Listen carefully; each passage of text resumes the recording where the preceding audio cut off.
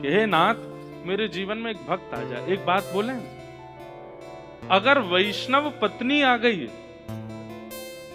तो संसार के लिए वो विवाह होगा, पर आपके लिए वो सत्संग है। अब आप सत्संग में प्रवेश कर गए क्योंकि एक सद व्यक्ति का संग आपको मिल गया है।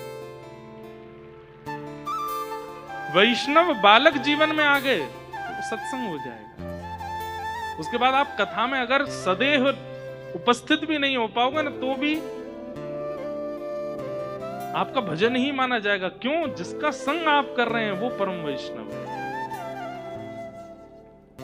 इसलिए हमारी आपसे प्रार्थना है, ठाकुर जी से आप संबंध के रूप में एक वैष्णव की कामना करो। अच्छा, एक बात और सुन लीजिए। अब हमने इतनी ज्यादा विश्वास आपके चित्त में प्रकट कर दिया और कहीं आप में से किसी का ब्याह हुआ और संबंधी जो आया जीवन में वो वैष्णव नहीं आया, तो आप तो फिर मुझे याद करके गाली दोगे, महाराज जी कह के गए थे, हमने तो इतनी प्रार्थना की फिर भी जी ऐसे आगे हो, अब क्या करें। जरूरी नहीं है, आपने व्यक्ति नहीं मांगा, आपने सत्संग मांगा है। कई बार ऐसा होता है कि विपरीत व्यक्ति ही आकर के जीवन में सत्संग प्रकट करता है। उसके व्यवहार, उसके स्वभाव, उसकी ठोकरों से ही आप भक्ति मार्ग में आते हो। तो जरूरी नहीं है कि अनुकूल ही मिले, आप सत्संग मांगिए। अगर अनुकूल पति के आने से होगा तो अनुकूल दीजिए, प्रतिकूल के आने से हो तो प्रतिकूल दो। हम आपसे दूर ना रहें, बस जीवन ऐसा बना दीजिए जिससे आपका सामिप्य बना रहे ठाकुर जी, बस ये प्रयास कीजिए। हम आपसे दूर ना हो। गोस्वामी तुलसीदास जी महाराज, जिन्होंने पूरे विश्व को रामचरितमानस प्रदान की, मैं कथा में सुनाया करता हूं। एक बार उनकी प्रयाग में कथा चल रही थी तो एक ब्राह्मण आया और ब्राह्मण आकर के बोला, आप इतने सुंदर हैं, गुणवान हैं, बुद्धिमान हैं, मेरी बेटी से ब्याह कर लीजिए। गोस्वामी तुलसीदास जी बोले, हम नहीं करेंगे। दूसरी कथा हुई तो ब्राह्मण उसमें भी पहुंच गए। अब तो वो ऐसा हो गया कि हर कथा में गोस्वामी जी के पास आ जाए, बोले मेरी बेटी से ब्याह कर लीजिए। गोस्वामी जी ने कहा, अगर महादेव प्रकट होकर के कह देंगे तो करूंगा, क्योंकि भैया अब हमारा जीवन राम जी का हो गया है। हम ऐसे किसी से भी ब्याह नहीं कर सकते, हम उसी से ब्याह करेंगे जो हमारी तरह वह भी राम जी से प्रेम करे और उसके कारण हमारी भक्ति और बढ़े। तो एक दिन महादेव ने प्रकट होकर के कह दिया कि वो जो ब्राह्मण तुम्हारी कथा में आते हैं ना, उनकी कन्या से ब्याह कर लो। तो गोस्वामी जी के चित्त में आया, महादेव मोहर लगा रहे हैं तो निश्चित है कि वो कन्या मेरे चित्त में राम भक्ति प्रकट करेगी, तो मैं ब्याह कर लेता हूं। गोस्वामी जी का ब्याह हुआ, इतनी सुंदर।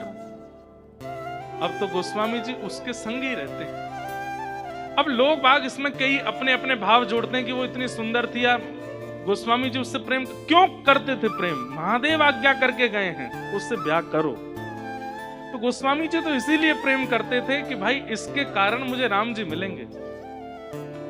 लेकिन गोस्वामी जी का ऐसा अथाह प्रेम कि एक दिन पत्नी परेशान हो गई, 5 साल हो गए मायके भी नहीं जाने दिया मुझको। अर्धरात्रि में सोता जान करके गोस्वामी जी को निकल गई अपने घर। गोस्वामी जी के जब नेत्र खुले तो भागे, ढूंढने कहां गए। नदी पार करने लगे, शव के ऊपर चढ़ के सर्प को रस्सी बना करके पहाड़ लांग गए। कितने कांटे लगे हैं, कितने वृक्षों से टकराए हैं, कोई पता नहीं है उसका। जब अपने ससुराल पहुंचे तो वहां देखा कि पत्नी अपने घर में है। तो उसके सामने जाकर के बोले, तुम मुझे छोड़ के क्यों चली आई? पत्नी ने कहा, दुर्गंध क्यों आ रही है आप में से? पता चला कि भाई ये तो शव को नाव बना करके, किसी मृतक व्यक्ति की लाश बहती हुई आ रही थी, उसको नाव बना के पार कर गए यमुना जी। सर्प को रस्सी बना करके पहाड़ लांग गए। आजकल की कन्या होती तो कहती, आप मुझसे कितना प्रेम करते, मेरे लिए किया इतना सब कुछ। लेकिन गोस्वामी जी की पत्नी बोली, इतना प्रेम यदि राम जी से किया होता, ये हाड़ मांस के पुतले के लिए आपने इतना कुछ कर दिया, अगर इतना कभी राघव जी के लिए किया होता तो आज राम जी आपको मिल गए होते।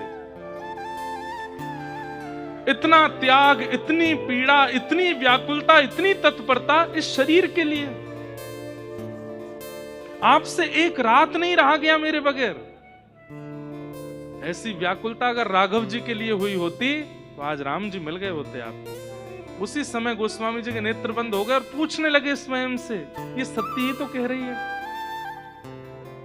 राम जी के दर्शन के लिए मैंने शव को नाव बना करके कभी पार नहीं किया। कभी आपने सुना, आपने खूब सुना होगा कि कोई प्रेमी ने अपनी प्रियतमा के लिए नस काट ली। कभी सुना कि किसी ने राघव जी के लिए नस काटी हो?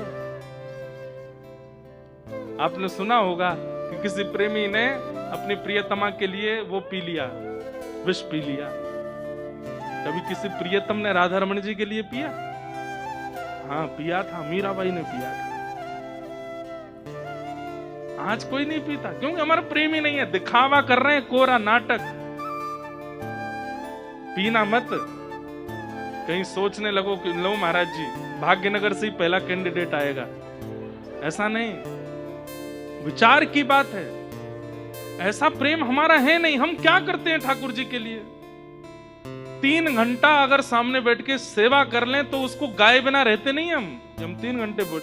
आप कभी अपने प्रियतम से या प्रियतमा से जो प्रेम प्रकट करते उसको गाते हैं? ठाकुर जी की सेवा क्यों गा देते हैं? क्योंकि वो प्रेम है ही नहीं। और पत्नी के कारण गोस्वामी जी उसी समय सब छोड़ करके तुलसीदास बन गए और मिले राघव जी उनको। तो अब पत्नी अनुकूल नहीं थी, लेकिन क्योंकि महादेव जानते हैं कि जब प्रतिकूल पत्नी आएगी और वह आकर के इनको ऐसे फटकारेगी तभी राम जी मिलेंगे। तो जरूरी नहीं है कि अनुकूल मिलेगा तो ही भगवत प्राप्ति होगी। कई बार प्रतिकूल के मिलने से भगवत प्राप्ति होती है।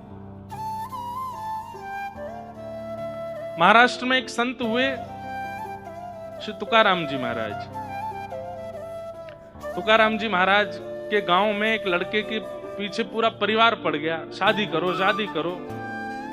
तो उस लड़के ने कहा अगर तुकाराम जी बोल देंगे तो कर लूंगा, क्योंकि तुकाराम जी की जो पत्नी थी बहुत उल्टे दिमाग वाली थी। तो उस लड़के ने कहा तुकाराम जी कभी नहीं कहेंगे कि तू ब्याह कर। भाई खुद जला हुआ व्यक्ति दूसरे को क्यों जलाएगा? तो उसने घर वालों से कहा तुकाराम जी से बुलवा दो, अगर वो बोल देंगे तो मैं ब्याह कर लूंगा। घर वाले सब गए, तुकाराम जी हमारा बेटा कहता है कि आप कह दोगे तो वो ब्याह करेगा। बेटा बड़ा प्रसन्न, बोले ये कभी नहीं कहेंगे। खुद इनकी पत्नी पूरा गांव जानता है कि वो भरे चौराहे पे पीट देती है, कभी कभी इनको सुना देती है।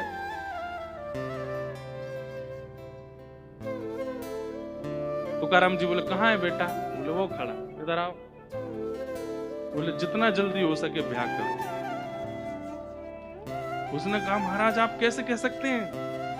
आप खुद इतना जूझ रहे हैं अपने जीवन में, ऐसी विपरीत पत्नी प्राप्त करने के बाद आप दूसरों को, ये तो आप अधर्म कर रहे हैं। कि मतलब कोई व्यक्ति निकल के गया मार्ग से तो उसको चाहिए कि मैंने जो दुविधाएं सहन करी मैं आने वाले यात्रियों को सावधान कर दूं कि भाई आगे का मार्ग खतरे से भरा है।